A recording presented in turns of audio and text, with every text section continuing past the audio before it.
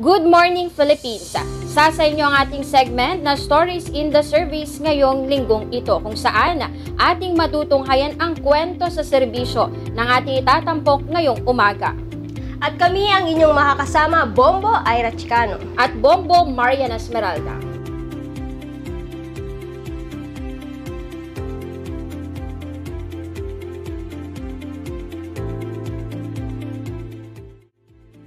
Mula sa sektor ng agrikultura, Tubong San Fabian sa lalawigan ng Pangasinan ang ating itatampok sa ating segment ngayon.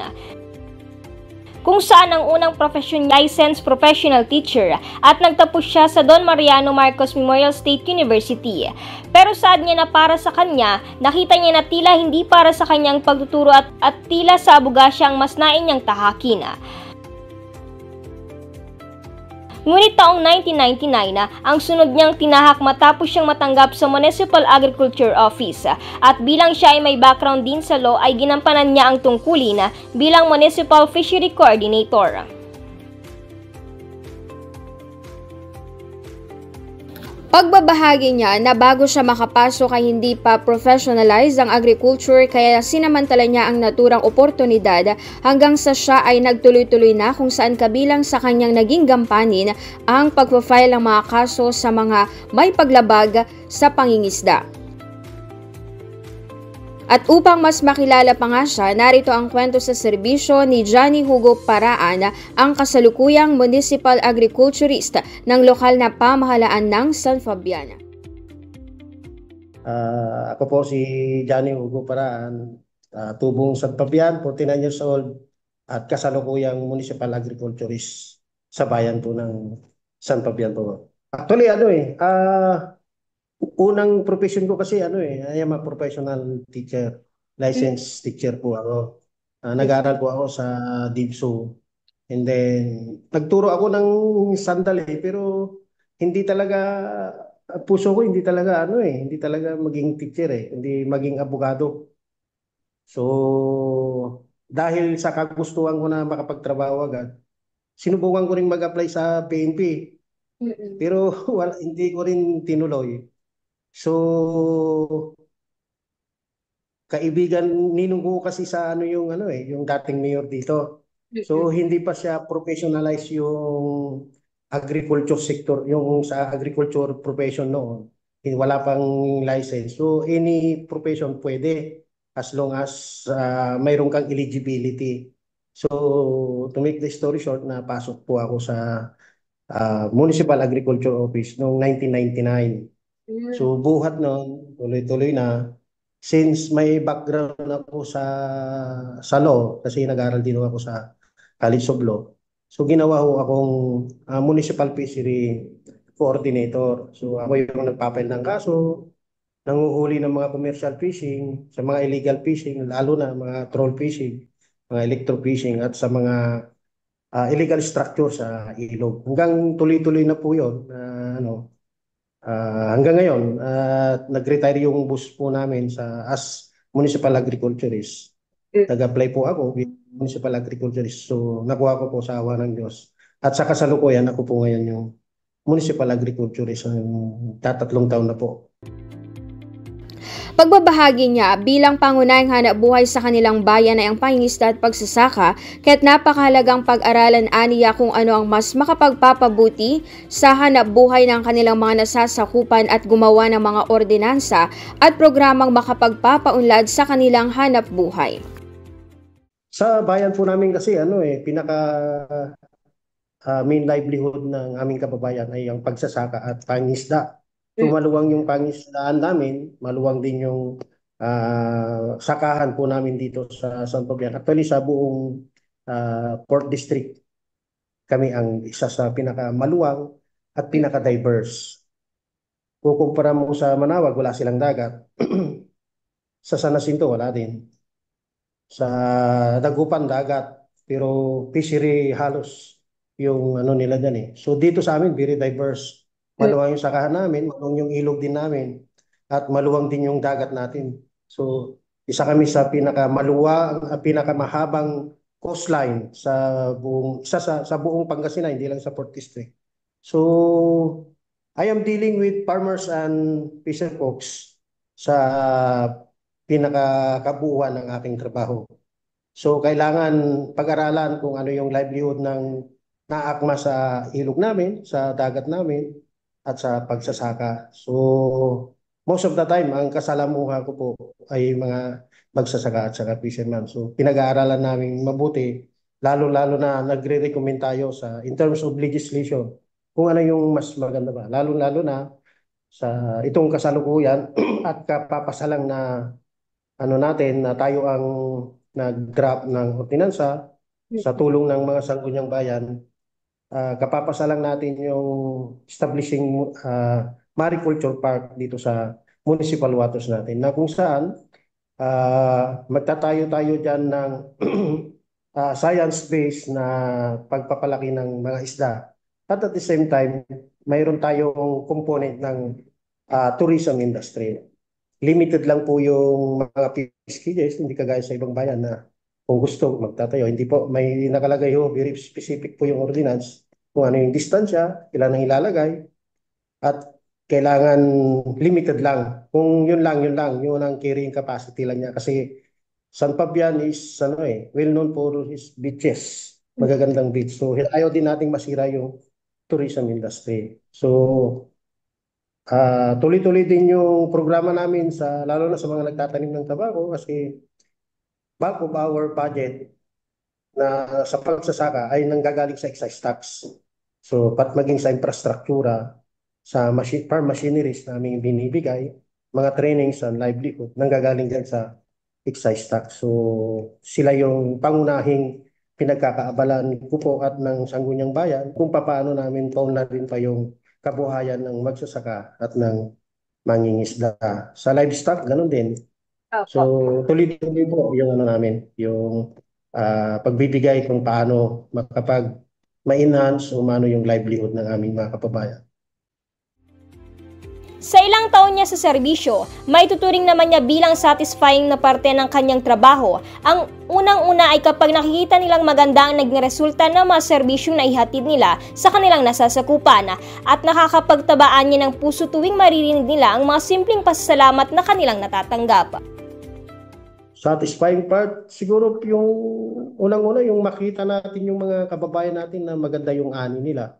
Unang-una. And then, sa kaloob-looban mo pag nakakatulong ka, nakakausap mo sila na nagpapasalamat, nakikita mo yung technology na nagagamit nila at nai-enhance yung productivity ng farm nila in terms of sa palay, sa mais, sa fish production, at sa mga ibang bagay na halimbawa yung sa mga irrigation natin, sa mga na-aaprubahan ng mga iba't ibang agency na na-enhance yung mga irrigation canal, mga Yun po yung nagpapataba ng puso natin bilang nasa public service na papasalamat sila. Malaking bagay na po yun sa atin yung kahit sino mang nasa public service, yung pasalamatan ka. Yun yung kaligayahan po namin na naglilingkod sa gobyerno. Isa naman anya sa mga mahirap na bahagi ng kanyang tungkulin ay tuwing nakikita niya ang hamon na kinakaharap ng mga nasa sektor ng agrikultura. Halimbawa, tuwing may mga nasisirang sakahan dahil anya, mabigat ito para sa kanya dahil danas din niya bilang isang magsasaka. Very challenging itong planting season natin. Tuwing lalo na pag first cropping kasi bagyo Makikita mo yung lalo na pag bagyo nasira yung pananim nila. Wasak yung palaisdaan nila, sira yung palay nila na dapat sana aanihin, o yun yung nakakaano din, na nakakasakit din ng loob kasi hindi lang ako bilang isang municipal agriculture bilang isang farmer kasi farmer din po ako, at the same time fisherman. So andun din ako sa na yun, nailalagay ko yung kalagayan ko sa kanila. Lalo na makikita mo na sa taas ng mga farm inputs, minsan hindi maiwasang umutang.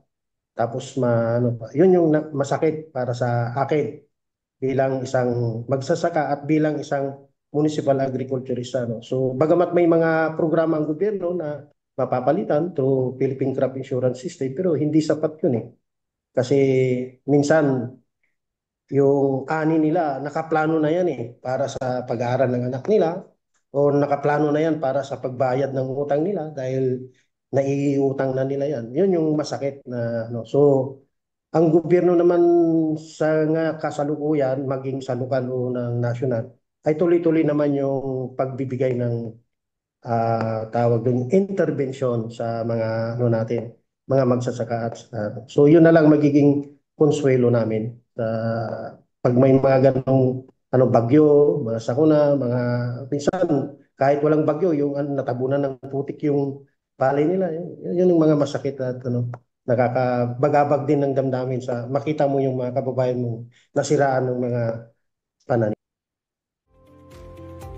Nagsisilbi naman niyang motibasyon sa kanya ng una ay ang mga mamamayan na mismo na kanilang tinutulungan, lalo na kung paano pa mas mayangat ang antas na kanilang pamumuhay. Pangalawa ay kanyang pamilya at pagmamahal mismo sa trabaho na kanyang ginagampanan. Unang-una yung ano yung tao mismo na ano, yung tao mismo yung motivation mo. Yung mamamayan mismo na ang vision natin kasi kung paano iangat yung kabuhayan nila. Pangalawa, yung sa pamilya. So, andito naman tayo sa trabaho na to, hindi lang sa tatlo, kundi dahil gusto mo rin. Dahil passion mo yun, likas yun para sa'yo. Na, ano, so, yun ang nagiging motivation ko. Kasi, pag mahal mo yung trabaho mo, parang hindi ka nagtatrabaho eh. Parang, ano na lang yun eh, yung malaking bonus na yung, ano mo, malaking bonus na yung sahod mo. Ang nagiging, ano mo doon, yung very satisfaction mo yung makatulong ka para sa mga nangangailangan. Kasi hindi ang bilang isang municipal agriculturist, hindi lang kasi nakakahon pa sa mga magsasaka eh. Kailangan nakikihalubilo ka din sa mga ibang ano interconnected agency na ano para in return matulungan mo din yung mga kababayan mo, yung mga pamilya mo, yung mga mas nangangailangan pa. Minsan bilang isang agriculturist, hindi lang sa mga magsasaka, minsan may natutulungan kang ibang sektor para ano. Halimbawa sa mga TIPED, kailangan nila ng mga seedlings, mga ano sa DILG. Madalas nakakatulong din kami sa kanila, hindi lang sa farmers kasi may mga interconnected projects sila, yung sa Clean and Green, yung tree planting, yung mga ganun po. Minsan may mga private sector na nangangailangan ng tulong technically sa mga hito, sa mga bangus, sa mga ulang, mga ano. Yun po yung mga hindi direct na farmers na nagtatanim ng ano, pero hilig nila o malaki yung mga productions nila sa ganun. So kailangan diverse po yung ano mo bilang municipal agriculturist, lalo sa marketing, sa technical side, mga ganun po. Sa kabila naman ng kanyang malaking gampanin sa serbisyo ay hindi naman niya nakakalimutan na maglaan pa rin ng oras sa kanyang pamilya at sinasamantala ang bawat pagkakataon na magkakasama sila. Pero minsan dahil malalaki na kasi yung mga anak ko mga puro college na. So minsan sa ano na lang, sa cellphone. Pero madalas pag weekend, yun, kailangan nandun sila. Simpleng ano lang, lunch, ganun lang. Kasi iba na kasi yung ano, ano na sila malalaki na yung mga anak ko. Kaya sinisiguro ko na at least once a week, kita-kita. Sa akin kasi yung ano ma'am, everyday sa Father's Day kasi sa akin. Kaya lang siyempre pag may mga ganong okasyon, sinisiguro na ano, kung hindi mo makasama sa araw na yon o ano, sa gabi, kailangan may banding kahit papaano. Kung hindi kasama sa lunch, sa dinner, kailangan pagsikapan na yung special na araw na yun ay makasama mo sila kahit papaano. Dahil pare-pareho kayong busy pero at least bigyan ng oras para sa kanila kasi matanda naman sila dyan o bata pa sila. Kailangan bigyan pa rin ng oras kung ano yon dapat ano, para sa mga bata o sa mga anak. At narito naman ang maibibigay na mensahe sa mga nagnanais din na pumasok at interesado sa kalintulad ng kanyang propesyon na nasa pagsiserbisyo sa publiko. Ang pinaka-importante sa profesyon mo, yung mahal mo yung gusto mo Wag pilitin yung dahil sinabi ng nanay mo o dahil sa barkada mo. Kailangan passion mo yon. Kasi secondary na lang yung monetary. Kapag yung profession mo, ginusto mo, hindi naman lahat ay sa una madali. O dahil andyan yung isang tao na inilagay sa iyo dyan, kahit ganun man yon, kung hindi mo gusto o hindi mo mahal yung ginagawa mo, wala din, hindi ka rin masaya. So, ang importante, ang profession mo, masaya ka sa ginagawa mo, at talagang love na love mo yung, lalo sa amin, public service. Kailangan pag sa public service ka, sa gobyerno ka, kailangan love na love mo yung, ano mo, yung public service. At kung ano yung profession mo, kailangan, kasi tuloy-tuloy ang pag-aaral para mas makakatulong ka pa at makakabahagi ka ng mas marami pang kaalaman para sa mga sektor na tinutulungan, gaya ng mangingisda at ng mga magsasaka.